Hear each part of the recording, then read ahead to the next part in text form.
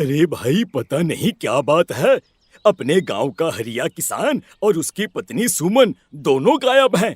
दोनों का कोई अता पता नहीं। अरे कैसी बातें कर रहे हो भाई, ये कब हुआ है? अरे पूरे गांव में खबर फैली पड़ी है। कल रात को दोनों खेत की तरफ जा रहे थे, लेकिन लौटकर आए ही नहीं। तो हो सकता है अपने खेत पर होंगे। पूरा गांव ढूंढ कर आया है भाई। जानते हो क्या मिला वहां पर? क्या हुआ भाई? क्या मिला? बताओ हमें क्या मिला? अरे हरिया की पत्नी सुमन के कपड़े पड़े हुए थे। शरीर का एक एक कपड़ा फटा हुआ झोपड़ी के बाहर पड़ा था, लेकिन दोनों पति पत्नी का कोई पता ठिकाना नहीं था। अरे भाई, लेकिन उसका जो दोस्त है ना रामू किसान, उससे पता करके आते हैं ना। अब तक तो दोनों साथ ही खेत पर जाया करते थे। हाँ, हमें उसके घर जाना चाहिए भाई। चलो चलो वहाँ चलते हैं, चलो। वो सारे लोग रामू के घर पर पहुंचते हैं। रामू अपने घर के बाहर बैठकर हुक्का पी रहा था। आज सारे के सारे लोग टोली बनाकर मेरे घर क्यों आ रहे हैं? क्या कोई मर गया क्या भाई? अरे कैसी बातें कर रहे हो? तुम्हारा सबसे अच्छा दोस्त हरिया और उसकी पत्नी गायब है, और तुम यहाँ बैठकर हुक्का पिए जा रहे हो हैं? रामू ने अजीब सी नजरों से उन सब गांव वालों की तरफ देखा, जिसकी वजह से वो लोग एक बार के लिए डर गए। गायब है? अरे गायब नहीं है, मुक्ति मिल गई है। उन दोनों को मुक्ति मिली है। इस दुनिया में आकर हर इंसान पाप करता है, और उसे उसके पापों के लिए मुक्ति मिलना बहुत जरूरी है। अरे ये कैसी बहकी बहकी बातें कर रहे हो भाई, हैं? और इसका चेहरा अजीब सा क्यों लग रहा है? लगता है दोस्त के मरने का गम बैठ गया है। पागल हो गया है शायद ये पागल। ये बात सुनते ही रामू चीख कर जोर से चिल्लाते हुए कहता है, पागल मैं नहीं हूँ, पागल तुम सब हो, और ये शैतानी जंगल अब तुम में से किसी को नहीं छोड़ने वाला, सबको खा जाएगा। याद रखना मेरी बात। शैतानी जंगल? कैसा शैतानी जंगल? लगता है रामू पागल हो चुका है। हमें यहाँ से चलना चाहिए भाई। चलो चलो चलो। तभी रामू की पत्नी बाहर आती है। नहीं, आप लोग इनकी बात का बुरा मत मानिए। 2 दिन पहले हरिया के साथ खेत पर गए थे। जब से वहाँ से आए हैं तब से ऐसी ही बातें कर रहे हैं। भगवान जाने ऐसा क्या देख लिया उन्होंने, खेत में कुछ भी बड़बड़ाते रहते हैं। लेकिन गांव के लोगों ने कमला की कोई बात नहीं सुनी, और वो सब वहां से चले गए। रात अब धीरे धीरे ढलने लगी थी। तभी अचानक किसी ने धीमी सी आवाज में रामू को पुकारा। रामू, आ जाओ, मैं तुम्हारा इंतजार कर रहा हूँ। और सुनो, अपनी पत्नी को साथ लेकर आना, नहीं तो काम अधूरा रह जाएगा। ये आवाज सुनते ही रामू के चेहरे पर शैतानी मुस्कुराहट आ जाती है। वो धीमे कदमों से अपने घर के अंदर आता है। क्या हुआ? तबीयत ठीक है ना अब आपकी? मैं तुझे अपने साथ खेत पर ले जाने आया हूँ, चल। मैं तुम्हारे साथ कहीं नहीं जाने वाली। मुन्ना गहरी नींद में सो रहा है, और उसे अकेला छोड़कर मैं तुम्हारे साथ खेत पर नहीं आ सकती। वैसे भी तुम्हारे उन खेतों में भगवान जाने कौन सा राक्षस घूम रहा है, मुझे तो डर लगता है। रामू गुस्से में दांत पीसता अपनी झोपड़ी से बाहर आ जाता है, और कमला गहरी नींद में अपने बच्चे के साथ सो जाती है।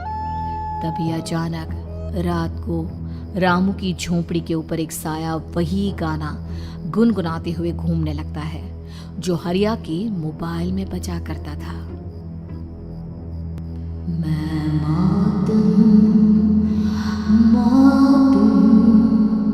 मौत जो पसरी है चारों ओर, जो आएगी कहीं से भी निगल जाएगी सबको। मैं मौत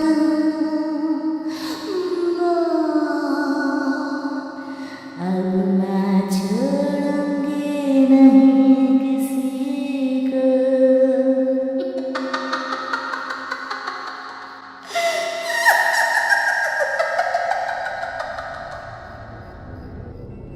ये आवाज सुनकर रामू की पत्नी कमला की आंख खुलती है, और वो देखती है कि उसका मुन्ना अपनी जगह से गायब था। कमला चीखते हुए बाहर दौड़ कर आती है। वहां पर उसने देखा कि रामू ने अपने बच्चे को झोपड़ी के बाहर एक पेड़ से उल्टा लटकाया हुआ था और उसका बच्चा चीख चीख कर रो रहा था। वहीं दूसरी तरफ एक साया बच्चे के ठीक नीचे आग जलाकर उसके चारों तरफ हैवानों की तरफ नाच रहा था। छोड़ दो मेरे बच्चे को। अरे क्या कर रहे हो तुम? शर्म नहीं आती तुम्हें अपने ही बच्चे को इस तरह मौत के हवाले करते हुए? अपना बच्चा? किसने कहा ये मेरा बच्चा है? अरे ये तो उस रामू की औलाद है, इस गांव के किसान रामू की, और मेरी दुश्मनी इस गांव के हर इंसान के साथ है। क्या? कैसी बात कर रहे हो तुम? और ये औरत कौन है? ये मेरे बच्चे को खा जाएगी। तभी अचानक से उस साया ने एक बेहद खतरनाक दिखने वाली औरत का रूप ले लिया और उसकी आंखों से आग निकल रही थी। सही पहचाना तूने, मैं तेरे बच्चे को खा जाऊंगी। अगर तू अपनी इस हैवान पति रामू के साथ जंगल नहीं आई तो मैं तेरे बच्चे को खा जाऊंगी। लेकिन क्यों? आखिर क्या चाहती हो तुम मुझसे? मुझे जंगल क्यों ले जाना चाहती हो?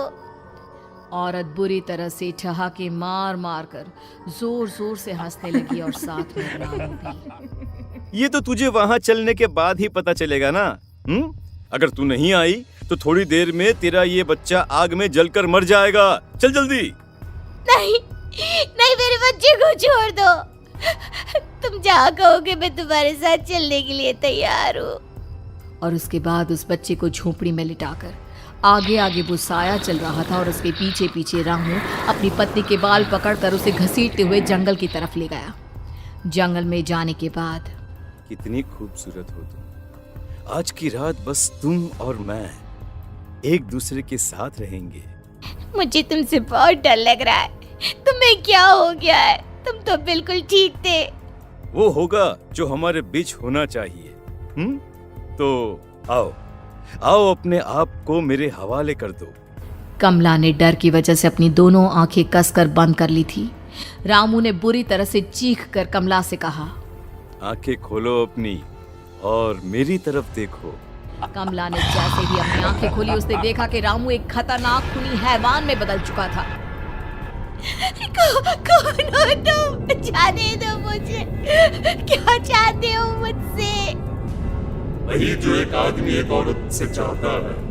मैं तुम्हारा पति रामू नहीं, बल्कि इस जंगल का एक भेड़िया हूँ, और आज की रात तुम्हारे खून से अपनी प्यास बुझा जाऊं। और उसके बाद वो जंगल कमला की दर्दनाक चीखों से गूंज उठा। अगली सुबह कमला के कपड़े भी जंगल में उसी तरह पाए गए जैसे कि सुमन के पाए गए थे। इस घटना के बाद पूरे गांव में दहशत का माहौल था। अपने माँ बाप की मौत और गांव में हो रहे इस तरह की घटनाओं की खबर सुनकर किशन शहर से गांव लौट आया था। अपने माँ बाप की बेदर्द मौत की वजह से वो बहुत परेशान था। तभी अचानक उसे अपने घर में खाट के नीचे पड़ा हुआ वो मोबाइल फोन मिला जो उसने अपने पापा हरिया को गिफ्ट किया था। अरे कितने प्यार से पापा के लिए मोबाइल फोन लेकर आया था। इसे एक दिन भी काम में नहीं ले पाए। और आखिर कौन है जो गांव में इस तरह की हत्याएं कर रहा है? क्या है इन सब के पीछे? क्या है? मुझे पता करना ही होगा, वरना एक दिन पूरा का पूरा गांव खाली हो जाएगा। इस गांव में एक भी जिंदा इंसान नहीं बचेगा। गांव के लोगों की मदद करने के इरादे से किशन अपने गांव से दूर एक दूसरे गांव में बहुत बड़े तांत्रिक के पास मिलने के लिए गया। तांत्रिक बाबा, अब आप ही कुछ उपाय बता सकते हैं। भगवान जाने हमारे गांव को किसकी नजर लग गई है। नजर नहीं लगी है, किसी ने तुम्हारे गांव को बद्दुआ दी है। किसी सताई हुई आत्मा का प्रकोप है और अब वो पूरे गांव में किसी को नहीं छोड़ेगी जब तक उसकी आत्मा को शांति नहीं मिल जाती। अरे लेकिन ऐसा कौन है बाबा? किसकी आत्मा है और कैसे मिलेगी उसे शांति? मौत है, मौत कहीं से भी आएगी और सबको निगल जाएगी। इससे बचने का सिर्फ एक ही उपाय है, लेकिन उस उपाय को करना आसान नहीं होगा। जो भी उस उपाय को करने की कोशिश करेगा उसकी जान जा सकती है। भले ही मेरी जान चली जाए, लेकिन मैं अपने गांव के लोगों की जान बचाने की पूरी कोशिश करूंगा बाबा। तो ठीक है, फिर अगली अमावस की रात जैसा मैं कहता हूँ वैसा ही करना।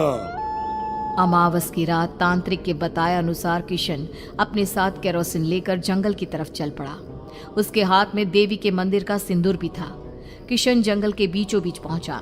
ये देखकर उसकी आंखें फटी की फटी रह गई।